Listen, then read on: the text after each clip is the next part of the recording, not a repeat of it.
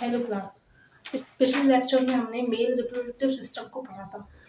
यहाँ पर हम फीमेल रिप्रोडक्टिव सिस्टम पढ़ेंगे।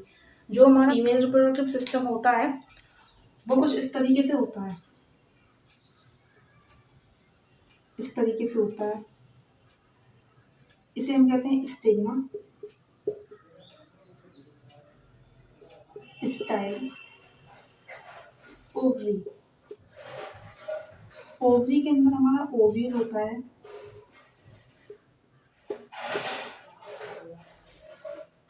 ओव्यूल ही हमारा ऐसा पार्ट है जिसमें एग का फॉर्मेशन होता है, यानी कि फीमेल गैमेट का फॉर्मेशन होता है। इसलिए हम इसको मेगास्पोरेंजियम भी कहते हैं।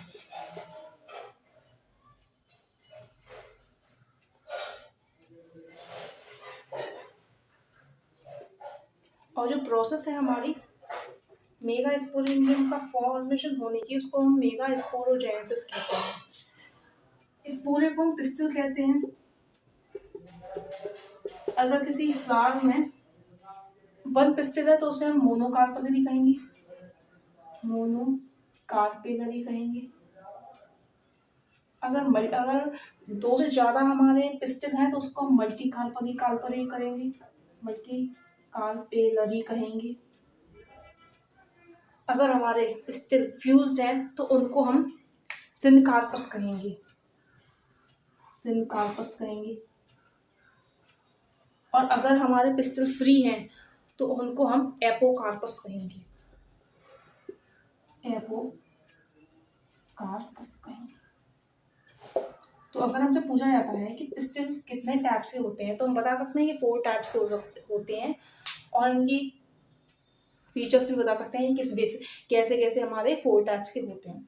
तो अब हम ओव्यूल को डिटेल में पढ़ेंगे, यानी कि हम मेगास्पोरेंजियम का डायग्राम अच्छे से पढ़ेंगे।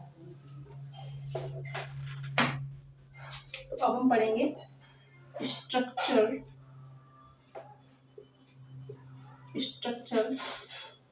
ऑफ मेगास्पोरेंजियम और ओव्यूल।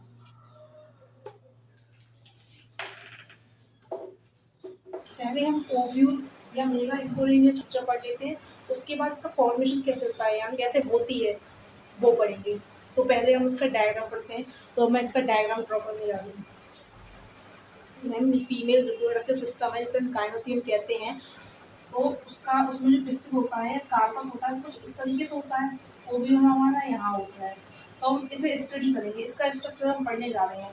तो जब हम इसका स्ट्रक्चर पढ़ते हैं तो ये कुछ इस तरीके से हमें दिखाई देगा। इसके भी टाइप्स होते हैं, लेकिन हमारे में सिर्फ इसका एनाट्रोपस टाइप ही है। तो हम इसका वही वाला पार्ट पढ़ेंगे। ये सबसे सिंपलेस्ट टाइप होता है हमारा ओव्यूल का, इसलिए।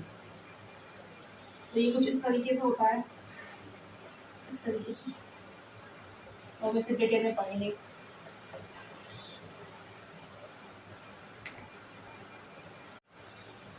तो हमारा जो मेगास्पोरेंजियम होता है वो कुछ इस तरीके के होता है। ये ओवरी के अंदर कुछ इस तरीके से होगा।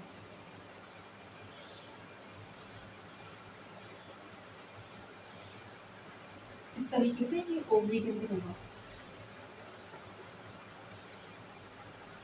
इस डायग्राम को हम उल्टा भी बना सकते हैं, लेकिन मैंने ऐसा बनाया है जैसा कि वो प्रेजेंट होता है ओवरी के अंदर। तो इसके 2 इंटेगुमेंट्स होते हैं। अंदर वाला इनर इंटेगुमेंट कहते हैं, बाहर वाले को आउटर इंटेगुमेंट कहते हैं। जो हमारा ये वाला पार्ट होता है जहाँ से हमारा मेल गैमेट आएंगे तो उसे को हम हीलम कहते हैं।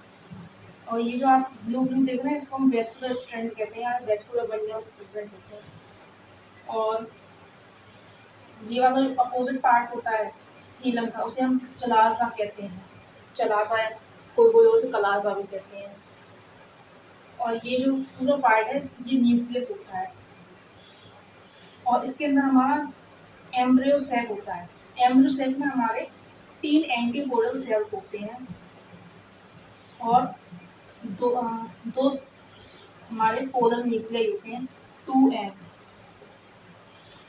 और इसके और यहाँ पर हमारे 2 सिनर्जेट होते हैं और एक हमारा एग होता है। जो हमारे सिनर्जेट होते हैं उसको कुछ इस तरीके से स्ट्रक्चर कह सकते हैं, प्रेजेंट होते हैं, उसको हम कहते हैं क्लीफॉर्म एपरेटस। अब यहाँ पे हम देखें तो हम न्यूक्लियस कितने प्रेजेंट है, ये जो सेल्स हैं इनमें न्यूक्लियस कितने प्रेजेंट है, 1 2 3 4 5 6 7 8 न्यूक्लियस। और यहाँ पे सेल्स कितनी प्रेजेंट है, 1 2 3 4 5 6 7 सेल। क्योंकि ये दोनों जो सेल है वो आपस में फ्यूज हो गए, लेकिन ये न्यूक्लियर फ्यूज नहीं हुए हैं, इसलिए इस स्टेज को इस स्टेज में हमारा ये मेगा स्पोरेंजियम है, इसको हम 8 न्यूक्लियस 7 सेल स्टेज कहते हैं। जब हम मेगा स्पोरोजेनेसिस पढ़ेंगे तो हम इसका फॉर्मेशन पढ़ेंगे, तब हम इसकी और स्टेज के बारे में भी पढ़ेंगे। Thank you.